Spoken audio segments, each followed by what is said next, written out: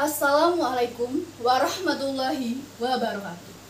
Yang terhormat, Rektor UIN Sultan Qasim beserta pejabat lainnya yang tidak dapat saya sebutkan satu persatu di sini, serta ucapan terima kasih secara personal kepada panitia lomba karena telah mengadakan lomba yang sangat menarik perhatian saya untuk mengikutinya.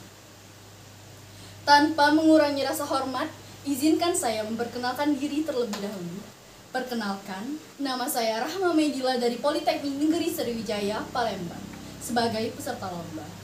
Hadirin yang saya hormati, pada kesempatan yang baik ini, marilah kita senantiasa memanjatkan puja dan puji syukur kita atas kehadirat Allah Subhanahu wa Ta'ala, karena telah melimpahkan segala nikmat dan rahmatnya, sehingga kita dapat berkumpul di sini guna merayakan Fun Day with Art Management Dakwah Present Pidato Nasional Competition yang diadakan UIN Sultan Qasim, Riau.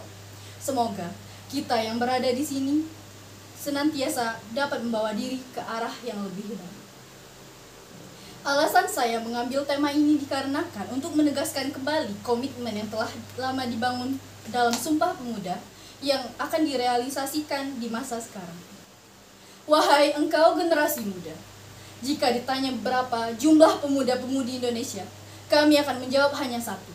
Satu tumpah darah, satu bangsa, dan satu bahasa. Perlu ditanamkan dalam hati. Kemajuan tidak akan pernah tercapai jika hanya dipandang sekedar sebagai proses lanjut dari masa kini yang akan tiba sendirinya tanpa usaha maksimal yang kita perjuangkan sendiri. Seperti yang kita ketahui bersama, generasi muda ialah pondasi yang kuat untuk membangun suatu bangsa. Jika pondasi itu kokoh, maka bangunannya pun akan kokoh. Namun, jika pondasinya saja telah rusak, maka otomatis bangunannya pun rusak. Dalam hal ini dapat dibuktikan, generasi muda memegang peranan yang sangat penting dalam suatu bangsa. Bangsa yang hebat ialah bangsa yang sumber daya produktifnya unggul, pemudanya yang hebat, dan mereka yang sadar akan harinya diisi dengan banyak pembangunan serta perbaikan, serta mereka-mereka yang tidak pernah puas untuk menjadi lebih baik. Dalam sebuah kesempatan, Presiden Republik Indonesia yang pertama, Bung Karno, pernah menyampaikan, jangan mewarisi abu Sumpah Pemuda, tetapi warisilah api Sumpah Pemuda.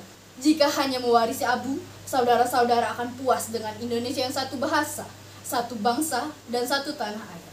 Tetapi ini bukanlah tujuan akhir. Pertanyaannya, bagaimana cara kita membangun generasi muda sebagai tonggak kemajuan bangsa ini? Kita sebagai generasi muda seharusnya telah matang untuk memikirkan ini. Kalau bukan kita, siapa lagi? Menurut saya, cara membangun generasi muda ini ialah dengan cara meningkatkan literasi, menjadi relawan, mendukung produk lokal, menjadi pengguna media sosial yang baik, serta bisa terbuka dengan berbagai pemikiran dan pengalaman baru. Yang pertama ialah meningkatkan literasi. Mengapa kita perlu meningkatkan literasi? Karena literasi kita masih sangat kurang. Hal ini dibuktikan dengan riset World Most Literate Nation Rank yang dibuktikan bahwa Indonesia menduduki posisi 60 dari 61 negara. Yang dapat kita simpulkan bahwa Indonesia menduduki peringkat 2 terbawah literasinya, padahal kita tahu bahwa pengetahuan literasi itu sangat penting untuk menambah wawasan dan merangsang kemampuan verbal serta kreativitas. Yang kedua, ialah menjadi relawan untuk hal kecil namun bermakna, seperti mengajar anak-anak yang kurang mampu, menjadi aksi sapu pantai, serta menjaga kebersihan lingkungan. Selanjutnya, ialah mendukung produk lokal dengan cara membeli dan menggunakannya sebagai dukungan kita untuk UKM yang juga sebagai roda perekonomian di Indonesia. Dan yang terakhir, ialah menjadi pengguna internet dan media sosial yang bijak, mulai dari menyebarkan informasi, membuat konten, dan bertukar pikiran agar kita dapat merasakan dampak positif dari teknologi itu sendiri. Sekali lagi, generasi muda itu berperan, bukan berperan. Sebagai generasi muda, saya mengajak seiring perkembangan teknologi, jangan lupa tetap berperan mengokohkan pendidikan karakter yang mulai pudar, aus tergerus oleh zaman. Budaya kebersamaan, sopan dan santun dalam tutur, sehingga tampak sekali dalam suatu kegiatan masing-masing sibuk dengan gadgetnya. Kita tetap harus ingat bahwa ilmu butuh adab, karena ilmu tanpa adab celakalah dia. Sebaliknya, adab tidak berilmu kematianlah dia. Baiklah, saya cukupkan sampai sini. Lebih dan kurangnya saya mohon maaf kepada Allah, saya mohon ampun. Saya akhiri. Wassalamualaikum warahmatullahi wabarakatuh.